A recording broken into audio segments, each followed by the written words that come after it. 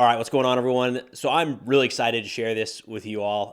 But bottom line up front here, I hired an editor and a team of analysts to start producing more video, written, and audio content. And it's entirely due to your support. So thank you very much. And I hope, and I'm optimistic that this is going to end up providing you all additional value. So I'm going to dive into what's coming in the very near term here and then talk a little bit about why I thought it was best to head in this direction.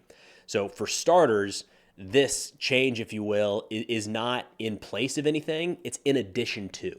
So I'm still working on kind of the regular videos that we have here on YouTube. But as has been the case now for a couple months, we're going to continue to expand into new areas covering different conflicts around the world. And then on top of that, we're going to have supplemental pieces in written and eventually audio format.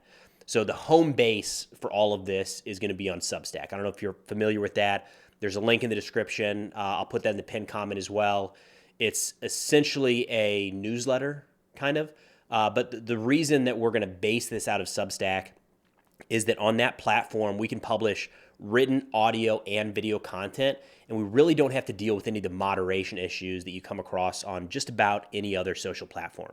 So again, not leaving any platform, still going to be publishing everywhere that I am today. But for now, it makes a lot of sense to kind of use Substack as like the home base of operations, if you will.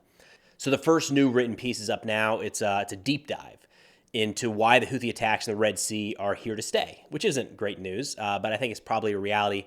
Essentially what this is diving into the background of those attacks and why there's no clear end in sight, even as the U.S. and our allies continue to strike missile and drone launch sites in Yemen. So if you're interested at all in how that aspect of global conflict right now is playing out, it's definitely worth checking out. So it's free.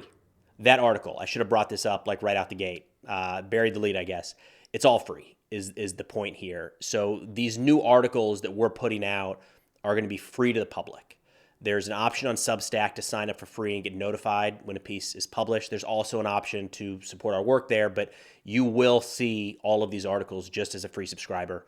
And this is one of the challenging aspects that I wanted to get into and just kind of be upfront with you guys about this.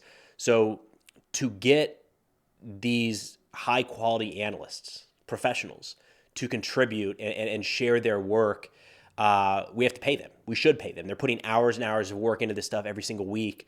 But it doesn't sit right then to take that work they're doing that I think is really important and really valuable to a lot of people and then put it behind a paywall where like very few people are actually going to be able to see it.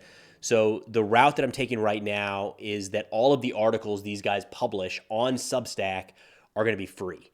And then I'm funding their work through a couple means. We've got paid subscribers there on Substack, channel members, and then sponsors here on YouTube. So in short, we're kind of reinvesting all of that back into the business to try to make it, more valuable and more sustainable for the long term.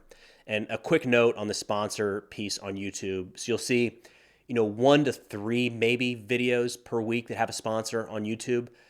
Very, very deliberate with the ones I work with there. And one of the key criteria is that they cannot dictate at all what I talk about or how I talk about it. There has been one case in the past, the company will go unnamed, but they were dictating how a certain event was to be covered in order for the sponsorship to go forward. And that's not, what are we doing? That takes away the purpose of all of this in the first place. So know that whenever you see a sponsor in any of the videos here on YouTube, they are not influencing the work that we're doing at all. They might have feedback on the sponsored segment, like how we talk about their brand, but when it comes to the topics we're covering and how we're talking about them, that is zero input from the sponsors, and I think that's a good thing.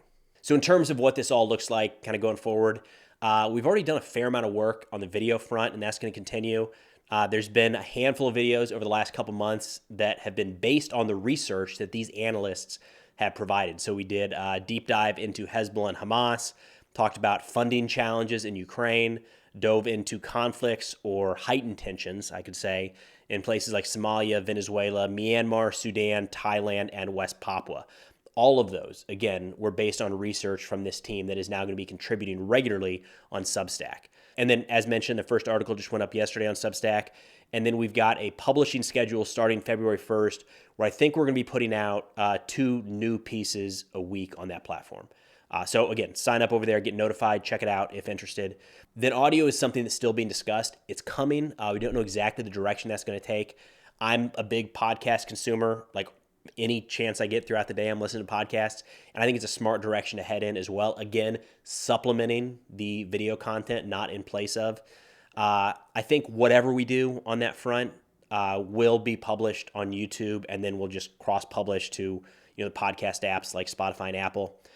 It's coming for sure. We're trying to be careful right now to not bite off too much too quickly and lose sight of the work that we're actively engaged in. But audio is on the horizon. I've seen a lot of comments asking about that. It's coming, just trying to make sure we get a bunch of other things in line before we make that jump. So big picture, the reason for kind of heading this direction is because this is something I wanted. And it's not really out there in the general defense conflict reporting type space, at least not how I wanted it. So for starters, and I've talked about this before, but I think there's a major gap in how mainstream media covers war and conflict, which is kind of to be expected because it's not their forte. It's not really the primary focus of any of those outlets. But even when you get into some of these more niche outlets, think tanks and defense-focused publications, I just think they're really slow in publishing. And then in other cases, some of the work they put out is so boring that I'm interested in it. It's something I want to read or listen to, and I can't even make my way through it, which is a problem. I mean, so for one, a lot of these outlets, they're full of really, really smart professional people, and you take a look at these headlines, either in the podcast or the article, and you think, that is right up my alley. I can't wait to get into this thing.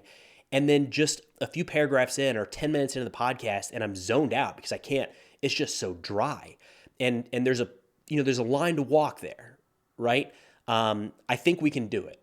I think we have done it, and we're going to continue to do it with the work on Substack and on YouTube, where you can talk about these same subjects and make them easily consumable by a wide audience and make them interesting and entertaining in a sense, but also not being clickbaity or glorifying war or sensational. I think that can be done. My personal perspective, again, ton of respect for these big outlets and kind of niche organizations. I think a lot of them have kind of trended in the more boring direction. We're going to try to avoid that. The other challenge that I've had in trying to consume this content, which is why I think this is a gap we're trying to fill, is they're so slow to publish. I don't know how many of you follow some of these more niche organizations online, but they maybe publish an article every couple weeks, podcast every couple months. Most of them aren't doing any videos at all, which is crazy to me at this point. So fine. Like, instead of waiting for them to do it, we're just going to do it here and try to source some of those experts. And again, make that content easily consumable and to where a large audience can get a better understanding of some of these conflicts that are going on all around the world. So in short, that's what's coming. Again, just want to keep you all in the loop here because without you, this wouldn't exist. I wouldn't be doing this. So let me know any questions you have, questions or comments, throw them in the comments below. I'll get to as many of those as I can.